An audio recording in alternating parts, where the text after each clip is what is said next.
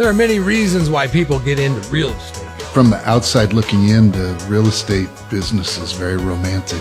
Drive a nice car and you take your clients around and you show them nice houses.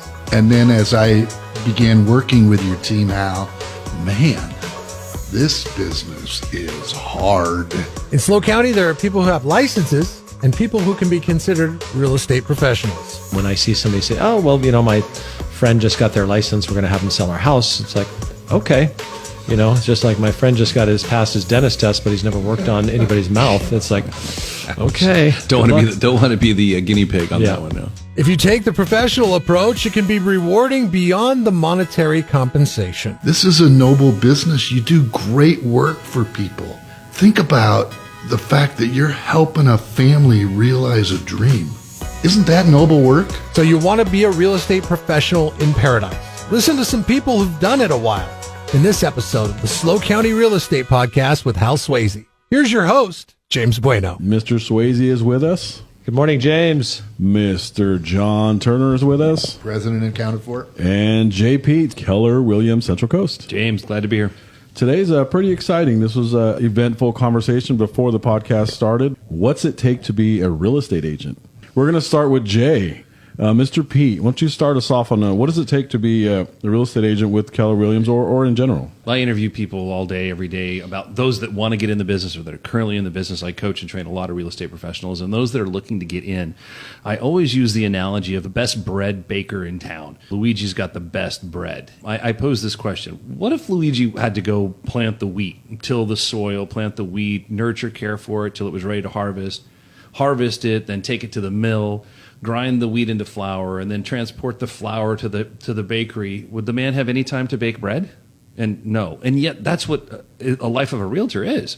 You've got a database that you have to nurture and take care of, make sure that there's no weeds growing, and then when they raise their hand and say, I'm ready to buy, sell, or invest, that's when you take them to the mill. You walk them to the mill, which is basically escrow, and help them through that process. And only through that process can you turn that wheat into flour, which equates to dough. This is 100% commission position. So if you're not selling, if you're not closing escrows, you're not getting paid. I go through an economic exercise with them to make sure they've got 6 months worth of reserves so that they don't find themselves in harm's way. Because the last thing I want to do is put somebody in a position where they're going to be economically harmed. And as a 100% commissioned position, that's what you are as a realtor.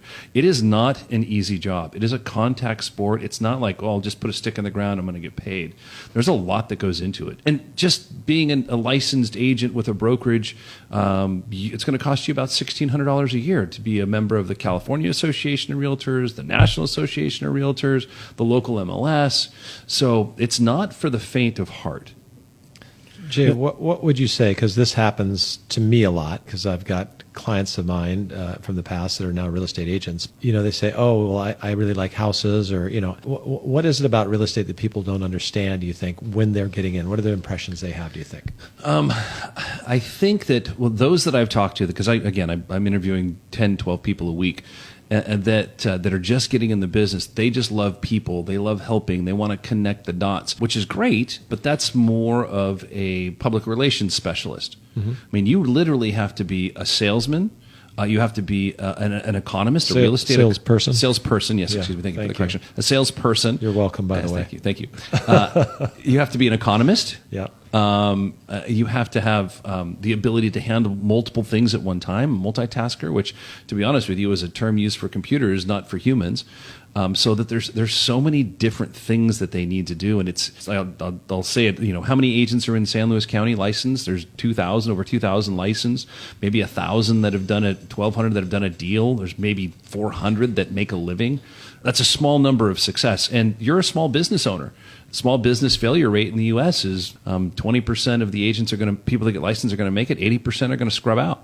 Is part-time agent a thing? Like somebody that has a job and then real estate on the side, weekend? This is a career for you? No, there's no such thing. You're either all in or you're all out, because you have to do the things necessary to win. And so you're staying in front of your database. You're doing things on a daily basis to generate activity, not only for your business, but to make sure your clients are taken care of. Because if you're not the one person they think of when they decide to buy, sell, or invest, they're going to think of someone else and you're out. First of all, you said you take your clients to mill. It sounds like you're taking them to slaughter. So I'm going to have to, so Luigi, I don't know if I want to use him for my bread or my real estate. explain. But anyway, if you're starting a small business, let's say I want to start a restaurant, but I've never had a restaurant and maybe never worked in a restaurant because I don't know, some people get in real estate, maybe their parents did or they're familiar with it, but a lot of people don't. You don't have a database. You don't have customers. Now, I don't care if you're a realtor, a dentist, or a restaurateur. If you don't have leads, if you don't have people coming in, people thinking about you, you're out of business. Yeah. So it's all about you need leads. customers. Yeah. Yeah. So I think that's where people get confused because you called real estate a contact sport. And I think that what that means in our jargon is unless you're talking to people on a regular basis, you're going to be alone, right? All alone. Yeah. And from my perspective, real estate, it's a sales job. People have a negative connotation with sales. I sure did when I started. I never, growing up, this is not like, oh, you want to be a salesperson. Nobody ever said that. But, there's retail, which is like I have a store or something and you wait for people to come to you. And if you're in that store and there's nothing in the store, there's no inventory, nobody's going to show up. So either they like the product or they like the person. Then there's wholesale, which is you have to go out and find business. So then you spend all your time trying to find a plot of ground to plant that wheat. And then once you plant it, you have no idea what to do when it's planted. I think the challenge with real estate is if it was as easy to become a doctor as a licensed agent, we'd probably all be dead. Because there's practice and there's just no formal training. So very low barrier to entry. It's more of a technicality. Yeah, that's why in my position, when I see somebody say, "Oh, well, my friend just got their license. We're going to have them sell our house," it's like, okay, it's just like my friend just passed his dentist test, but he's never worked on anybody's mouth. It's like, okay, don't want to be the guinea pig on that one. No. John, you've been involved in insurance and sales your whole life. Yeah, you started talking about what's it take and getting started just reminded me. On February the 1st, 1979, I opened up an insurance agency, and I started the business from scratch. I didn't start with any clients. So on day one, I wrote my 6th grade girlfriend's car insurance, and I went home that night, and I closed the file cabinet door. We didn't have computers in those days. And the one file rattled around in my 4-drawer file cabinet, and I had myself an insurance agency. And I only had one client so far. You were in the 6th grade? Is that what I just heard? No. That's starting early.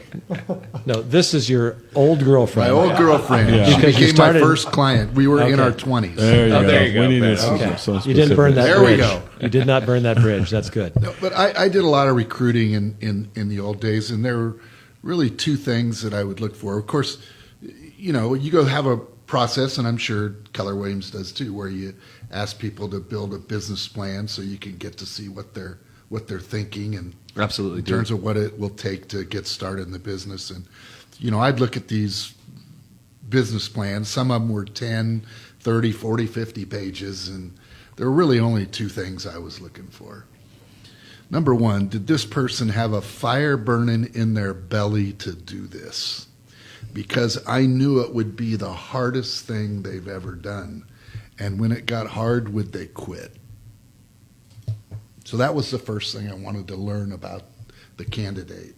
The second one, if you don't sell, you don't eat. You aren't comfortable being in the sales business. This isn't the place for you. Now, I would disagree with Hal for a second here on, is there anybody who wants to be in sales? And I'd raise my hand.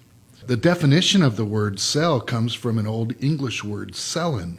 Most people think it means to take. And what it means, to give your time, your knowledge, your expertise, your passion, enthusiasm to help people get what they want. Now, isn't that a noble profession? Absolutely. Yeah. So, whether you're in the insurance business or the real estate business, what I've found is this is a noble business. You do great work for people. I mean, think about the fact that you're helping a family realize a dream. I mean, isn't that noble work? Right. If you get into real estate because you think it's easy money, you're going to be sadly mistaken, and you'll be chasing money your entire life. If you get into real estate to provide the best, highest level of service to the people that you care about and are in your sphere of influence, then the money's going to chase you down. You'll be just fine. I sold my first life insurance policy, and my manager was with me, and I said, "How much money did we make?" And he goes, "I don't know, and I don't care. Just go help an awful lot of people, and the money will show up." Equated to a small business, like, okay, I like rooms, so I'm going to own a hotel. So you build this beautiful hotel, but the service component is, okay, what does the client want? Should they want fluffy towels? They want a lot of them. They want some space outside.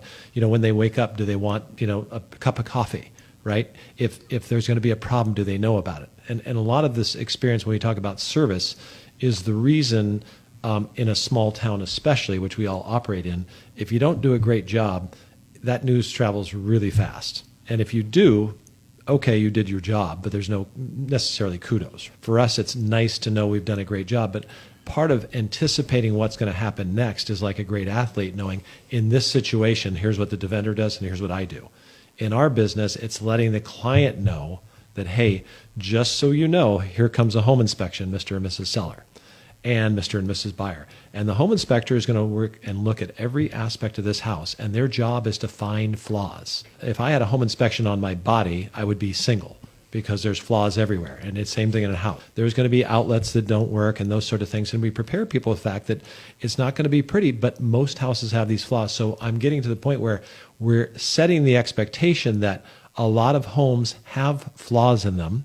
Doesn't mean they don't function. So again, the selling and the service part comes down to providing information in advance, anticipating those needs, and let people know, hey, this is normal, don't panic about it, and this is how we navigate our way through. Again, I always equate it to sports. It's fourth quarter, there's a minute left, and you're on your own 9-yard line, and you've got Tom Brady at the helm who knows not to panic, where the guys go, a minute left, and we got to go 90 yards, so we're going to get crushed, so this is not going to happen. And just knowing how to navigate that, and there's only one way to get that, and that's experience.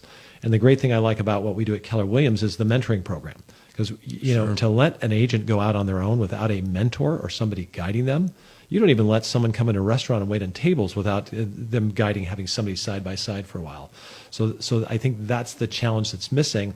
And that mentorship, I think, is super important, however you get into any business, right? And I wouldn't dive into real estate with no experience. And if I did, I'd try to find a good mentor, either at a company or nationally. There's lots of ways to do it. You need coaching throughout the process. I think from the outside looking in, the real estate business is very romantic.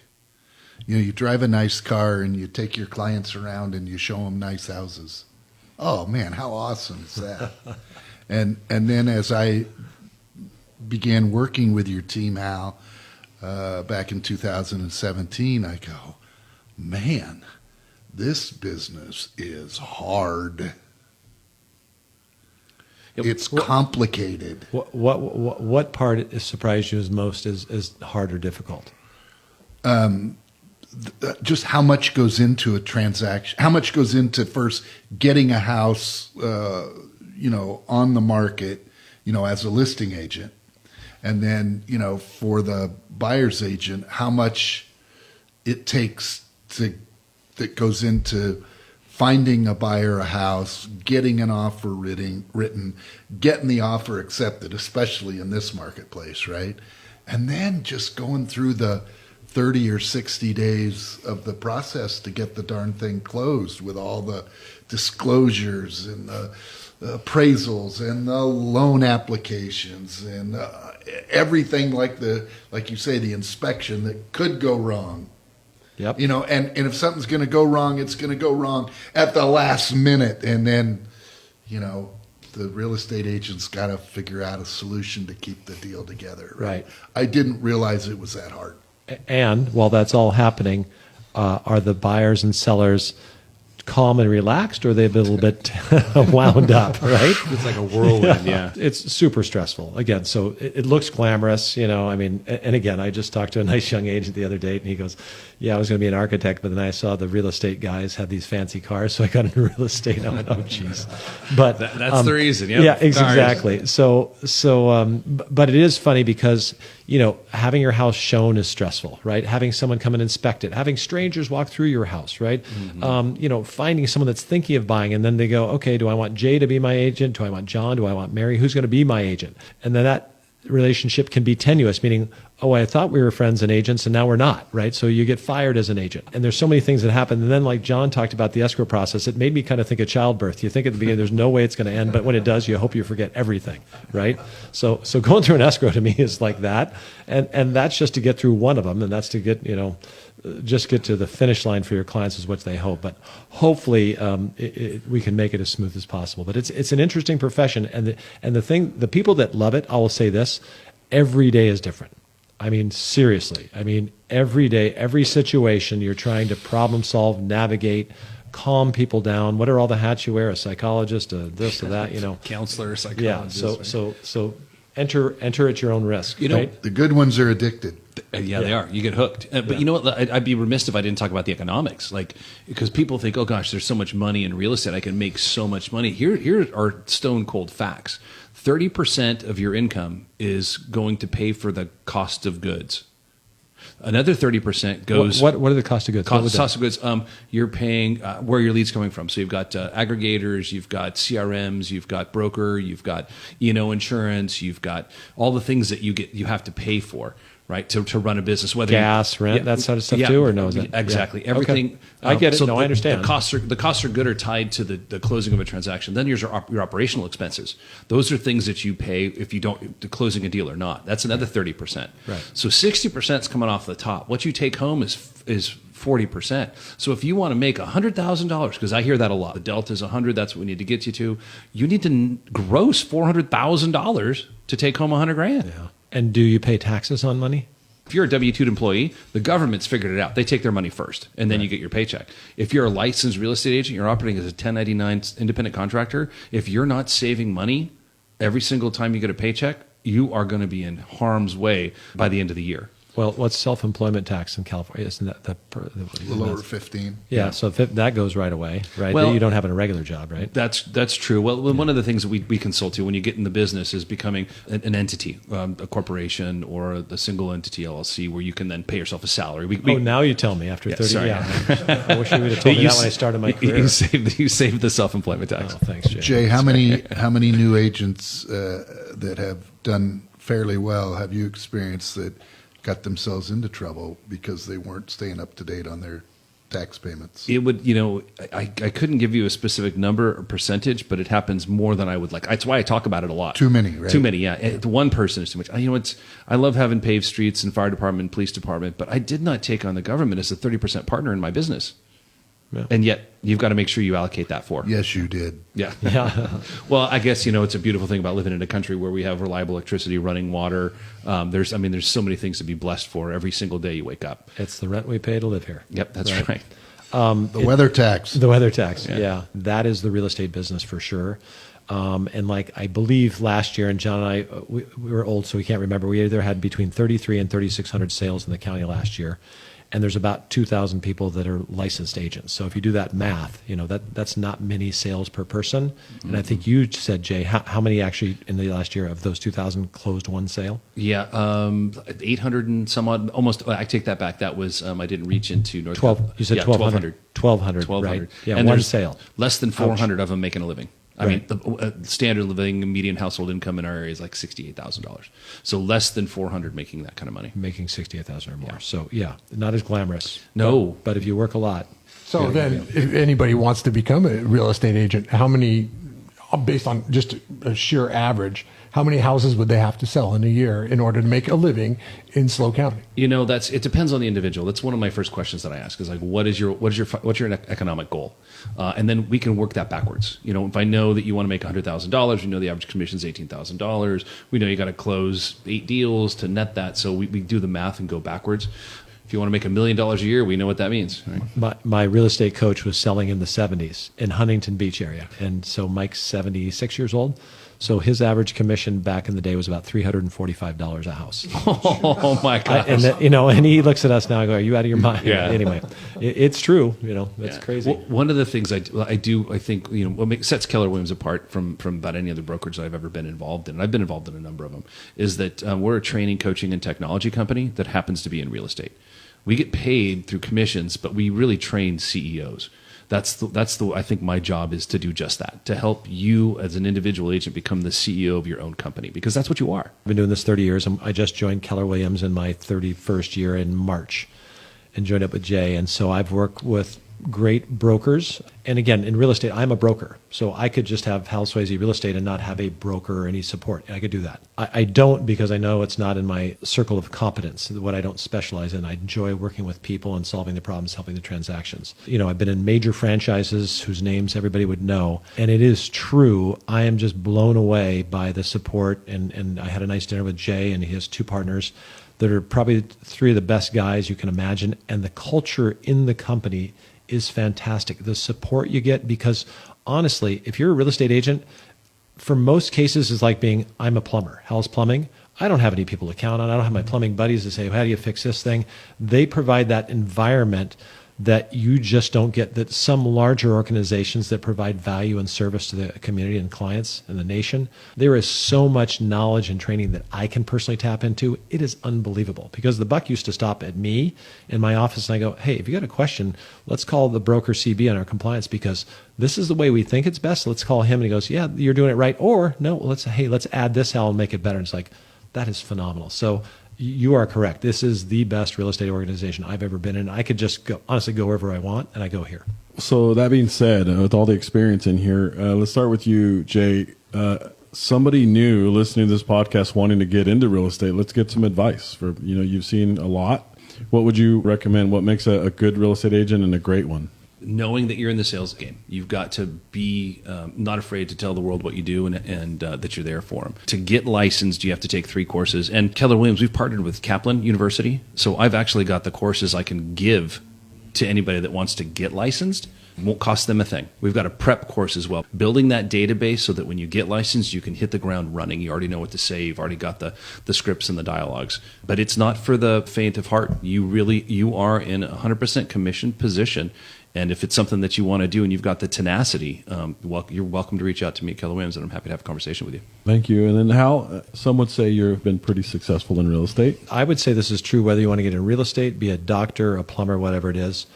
Go and talk to somebody that's in it that you think might be able to give you some information. If you think you want to be a dentist and you're going to college for it, you better go to a dentist's office and talk to some dentists and see what they say about it. And then I'll tell you this, most people that are good at what they do, most of them are willing to share their ideas. Go talk to them, spend the day, ask them some questions, see what they actually do, get a feel for what it is. And I think that's true for any occupation. So I'd highly recommend doing that before you jump into anything.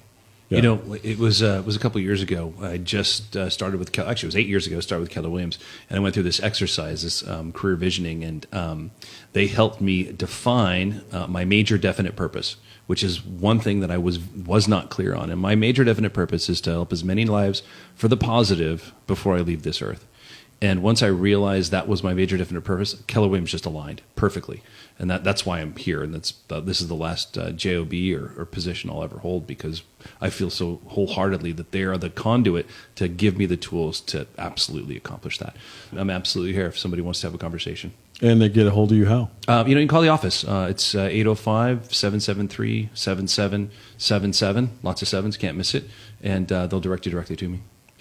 What you said, John, about it being hard, just reminds me of today's world where with all the communication and media, what you see online, whether it's a Tom Brady out there throwing a great pass, boy, if people went and spent the day with him and saw what his day was like and how disciplined he has to be and how he only will eat certain things and how he trains, everybody gets to see the shiny object in the end that was ground down by hard work and polish and everything. A guy like Jay is going to be able to tell if you have what it takes, and if you could have what it takes, what you'll need to develop what you need to be successful in whatever you do. So get down and dirty, find out what it really takes to get something done, whether it's a dentist, doctor, or real estate professional. It's so easy to track the lag measures in anything.